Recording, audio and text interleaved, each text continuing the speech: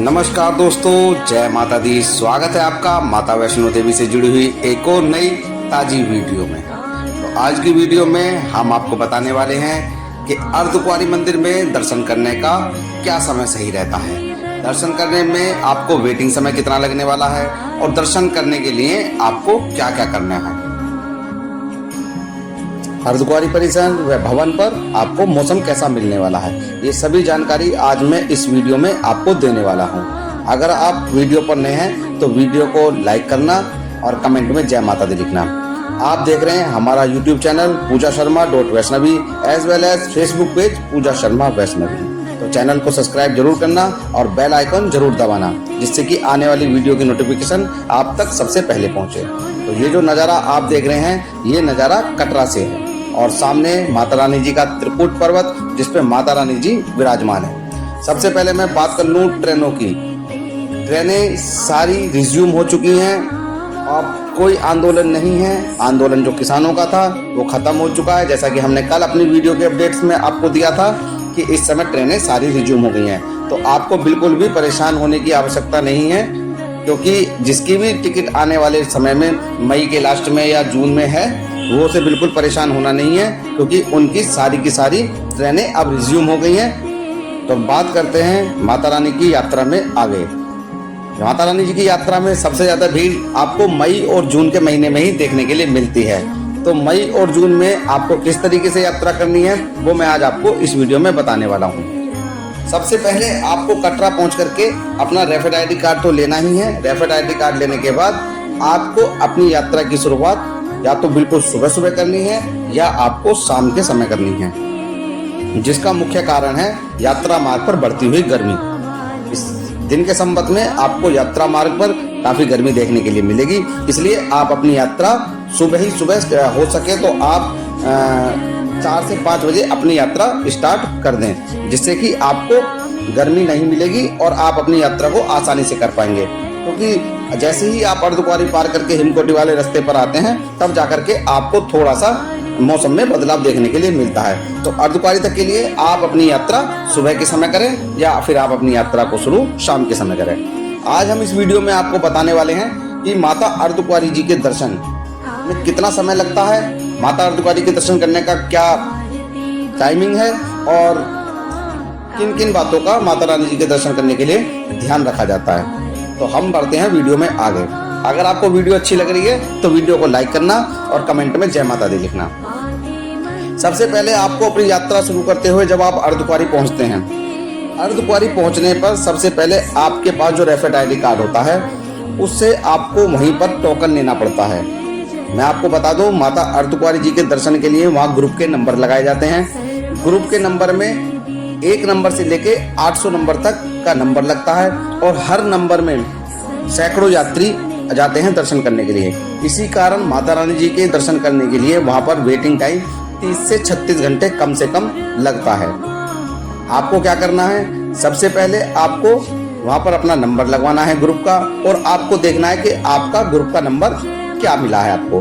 मैं बता दूँ, मान लीजिए आपको नंबर मिला है 250 ग्रुप का, आपको जो वो पर्ची देंगे उस पर होता है 250 और आप देखेंगे अर्धकुंवारी में नंबर चल कितना रहा। वहाँ पर एक प्लेट लगी होती है नंबर की, टोकन की, उस पर नंबर लिखा होता है चल कितना रहा है। जैसे आपको मिला है 250 और वहाँ पर लिखा हुआ है 120, तो अभी कम से कम 130 ग्रुप को दर्शन करना बाकी रह गया। 130 ग्रुप का मतलब होता है कि पर ग्रुप में 50 से 100 आदमी होते हैं, ये ग्रुप नंबर होता है वहाँ पर। तो उससे आपकी वेटिंग का समय बढ़ जाता है, क्योंकि माता रानी जी की गुफा छोटी है, उसमें एक आदमी ही आराम से निकलता है।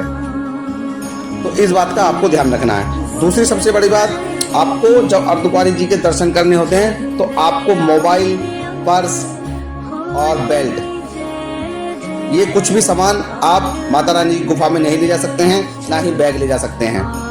आप इसमें से कोई भी सामान गुफा के अंदर नहीं ले जा सकते हैं। तो इसको आपको वहीं पे जब आपका नंबर आता है उससे आप थोड़ा देर पहले क्लॉक रूम वहाँ पर बने हुए हैं अर्धकुंवारी परिसर में, आप अपने सामान को क्लॉक रूम में रख करके ही माता रानी जी के दर्शन करें। दर्शन करने कब है ये मैं आपको बता देता हूँ। आपको सबसे पहले जब आप नंबर ले लेते हैं, नंबर लेने के बाद आपको अपनी यात्रा को कंटिन्यू करना है। कंटिन्यू आप अपनी यात्रा को करके सीधा पहुंच जाते हैं माता रानी जी के भवन पे।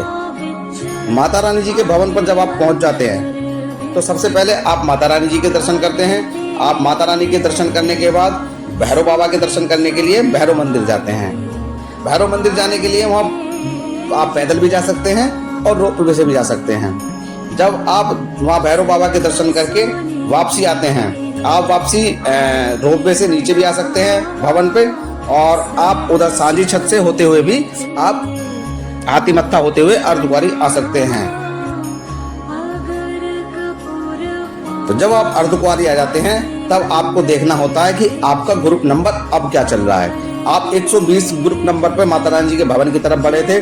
जब आप आएंगे तो आपको 200-220 के आसपास आपको नंबर दिखाई देगा, थोड़ा बहुत ऊपर नीचे हो सकता है। तो आपको उस समय वेटिंग करने का जो समय है काफी हद तक घट जाएगा, क्योंकि आप ऑलरेडी माता रानी जी के दर्शन करने में, आने में और पूरे रास्ते में जो आपको समय लगा वो आपका उसमें काउंट हो जाता है वेटिंग समय में। तो आप जाते हुए अर्धकुंवारी जी के दर्शन करने के लिए नंबर लगा करके जाएं, माता रानी जी का भवन पे दर्शन करें, फिर आप भैरव बाबा के दर्शन करके वापसी अर्धकुंवारी आए। अर्धकुंवारी में आकर के आप माता रानी के दर्शन करें।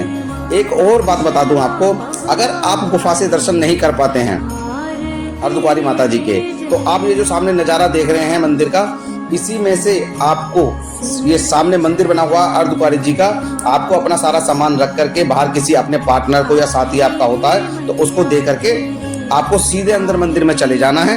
वहाँ माता रानी जी के दर्शन करने हैं और साइड से सिर्फ आपको फिर गुफा के दर्शन हो जाएंगे, जो कि गुफा से लोग दर्शन करके निकल रहे होते हैं। वो दर्शन आपको सामने से हो जाएंगे। वो कब किस परिस्थिति में होता है? जब आपके पास समय की कमी होती है, क्योंकि आप समय नहीं कर सकते हैं, आपकी ट्रेन की टिकट होती है या आपकी बस की टिकट होती है, तो आप उस कंडीशन में अर्धकुंवारी माता के दर्शन नहीं कर पाते हैं।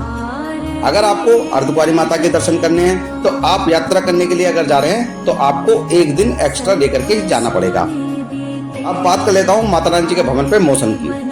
पिछले 2 से 3 दिनों में माता रानी जी के भवन पे मौसम बहुत ज़्यादा गर्मी का बना हुआ है और रात में हल्की फुल्की सर्दी देखने के लिए मिलती है।